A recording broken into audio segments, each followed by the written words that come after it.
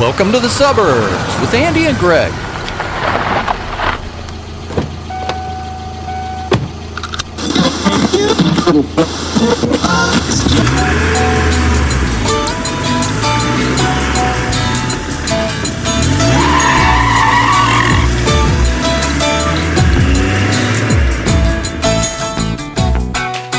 So good morning. How are you? Great. Rolling down the river. What river? Columbia River. Now, isn't the Columbia River to run through Boardman, Oregon? That's a shout out to the 541. Yo, what's up, my brothers? So what's going on? There's this weird thing going on in my neighborhood right now. And I think I'm watching evolution in play as I walk Jeffrey every morning. In real time? Real-time evolution. There is a red-tailed hawk that has decided that circling and hunting squirrels and chipmunks is really for the birds, pun intended. And it ground hunts. Be very, very quiet. So every morning, all week long, since I've been back from mom duty, we're walking at like 6:15 in the morning, and this hawk is on the ground listening for worms. I've watched it catch worms. It's killed all the squirrels and No, chipmunks. it is. No. They're plentiful. There are so many rabbits and squirrels in our neighborhood. We need some more red fox to kind of balance the power. There are 2 yards that are its favorite yards. They're across the street from each other. It's bigger than a cat, and it's always kind of in the same areas. And Jeffrey clicks into his natural instincts of being a hunting dog and will stop and point. Oh, really? Literally say, there it is. And freezes, and I can't get him to move, and so we sit there and watch the hawk hunt for worms. Seriously, like it was raised by robins. And does he then go to the river and try to catch fish? I think he lives on a flat in the river in an artist community. Prefers tea over water. There you go. Yeah. Mm-hmm. That type. That type. Has a beret. Wee.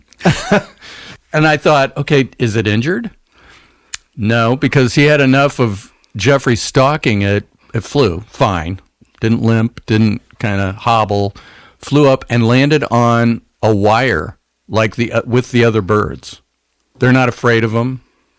Like normally they are chasing him. Have you ever seen, you see a hawk a lot of times and there's some little bird just fit to be tied and chasing it and dive bombing it. Chasing the hawk? Yeah. Oh, I've never seen that. What? No, really? No.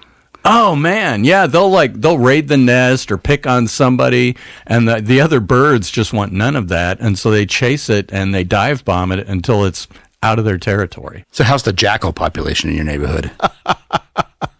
I go back to mom duty on Monday evening.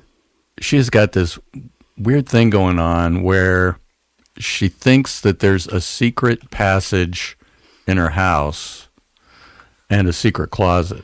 And so she said, and I'm like, really, a secret closet? Yes. Do you want me to show it to you? I said, yeah, I do want to see that. This I got to see. She leads me upstairs, and she just, like, all of a sudden, I can't find it. Extremely secret. It's that much of a secret. But she thinks... And invisible. Probably. Only to the unknowing. Like, the people that know, they can see it. Kind of like the emperor's new clothes. Right. She thinks that the cats and dogs can go through the secret passage and Jeffrey can wreak havoc with the cats. So she's always locking the cats in a room, and I won't know it. And so I'll say, hey, it's about lunchtime. Do you want to go to the gym? And she'll say, yeah, and I'll go upstairs because she forgets that we're going to the gym. And so I have to go retrieve her. And then all of a sudden there's a door shut. Mm-hmm. And I'll open the door and one of the cats will just like come bursting. Thank God you came. It's been holding its breath the entire time. Glad that's over. Right. Till the next time. Later that day, it's been a hard day with a lot of memory issues. So I come in and I hear, Greg! Greg! Greg. Now, has the cat locked her in the Is this where we're going? Glad that's over. Oh, wouldn't that be perfect? Just Perfect. And so I just think, oh man, I don't know. She doesn't have anything sharp. She can't. Is she hurt? Isn't she hurt? Greg! I don't want to go up there right now. Greg! Okay, all right. So I go up the stairs, and she's laying on the floor with an empty bowl in her hand. And I go, "What's up, Julie?" Because obviously she's not hurt. "Oh, it's horrible.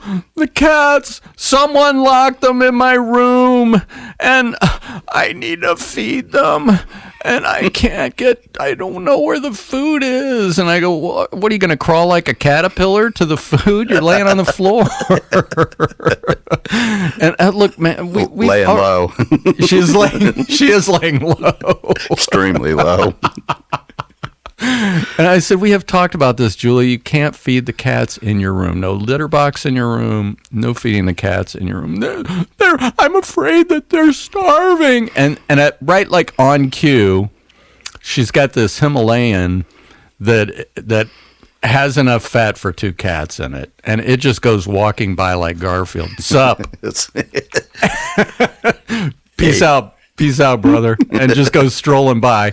The other one is asleep on the back of the couch. Not starving. Not usually. That's not the behavior of a starving cat. Maybe they'd be in the yard with the hawk, like leaning its ear, waiting for worms to move. And it's kind of like that every day. So she has this hallucination that she's dying and believes it. So she says, "Call Greg and tell him I'm dying." Which is almost like a psychic. Like if I don't know how many people go, "Hey, would you call could you order pizza and tell Greg I'm dying?" I've got here a list. Get milk. Right. Feed the cat. I'm dying. Not in that order. So we had an appointment with the neurologist scheduled for like a week and a half after that. So there was no real need to jump into emergency mode and call people, because they're not going to, those people are booked out a year in advance. You know what I mean? Sure. Kind of like the mole patrol. Exactly. They're booked out. Very busy. There are a lot of moles out there. You know it. I don't think the hawk is hunting any of them. I get up there, and my sister has bought this baby monitor with a black and white screen, so it's almost like if it's dark enough, it's like ghost-like. Night vision. Yeah, it's creepy. Like those paranormal shows. Yes, it's exactly like that. Yes. So I'm waiting for that. I'm waiting for there's an entity. Yeah, something to kind of like come out, rise from her body at night. Where are the Fritos? I gotta feed the cat. Yeah. And so so she rallies and decides that she's not dying the day I get there. Good. Can't take credit for it, but it happened. Good. And so I said, "Do you want to come down for lunch?" And she said, "I believe yes. I believe I want to come down for lunch." So she comes down for lunch and then goes back. "Do you want to come down for dinner?" "Yeah, I do want to come down for dinner." And she can't get dressed anymore. She tries, and so she'll put her arm through the neck hole of a shirt, and then she'll just, like, if we were sitting out on the porch, "This is good enough. This'll do." She goes, "I believe I'm chilly." We're out on the porch. It's screening porch. It's nice out. I said, "Okay, I'm going to go get a sweatshirt." I go, "Okay."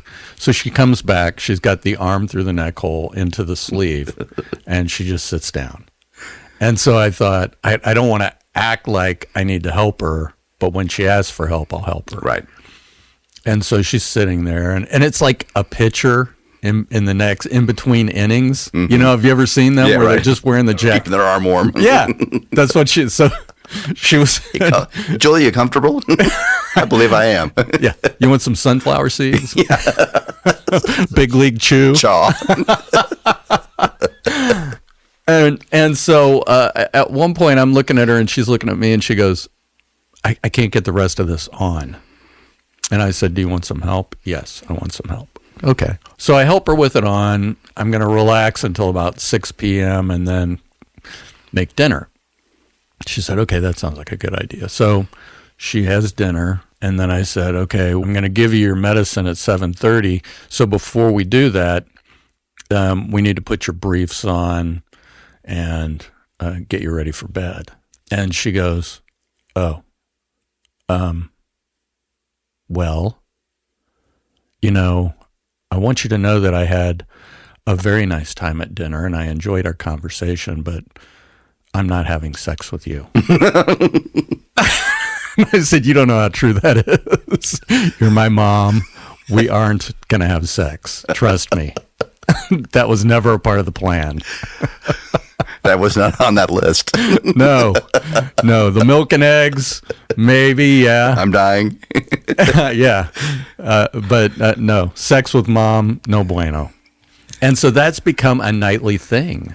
Like, I have the nightly thing that for me is I got to get her dressed. And there was one time where I didn't do that. This friend that I ski with, Stephen A. and his girlfriend Vicky invited me over for dinner. I said, I can come over for dinner, but it's going to have to be later because she takes her meds at 7:30 and I need to be there to give her meds. I give her meds and then I go over. Jeffrey goes with me because they've got a little dog, Blue, and they love to play. And I'm there for like 2 hours and I start to feel I need to go back. Because I can't stay in the cottage anymore. I have to stay at mom's now. She's 24/7 care. I feel like I need to be there. You've been gone long enough. Too long. And she's at the base of this hill.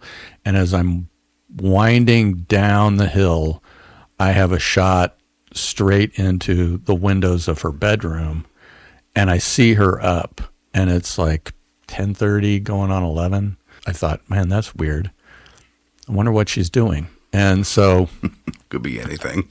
Yeah, well, it sure could. So I come in the house, and there's a baby gate that I put in the doorway between the family room and the rest of the house, and Jeffrey stays in the family room kitchen.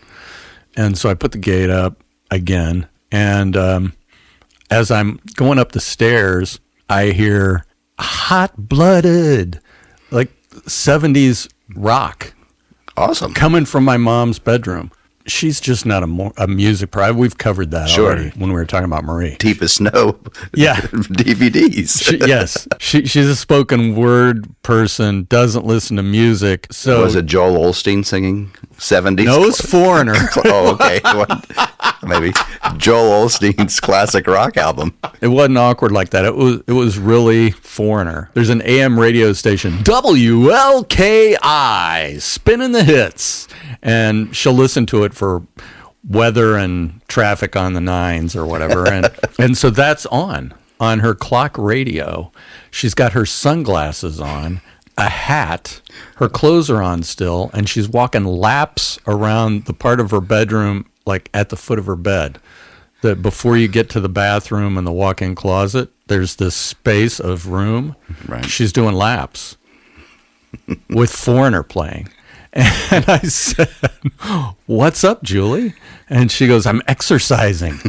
and like pushes me off like a running back. Like I get the stiff arm.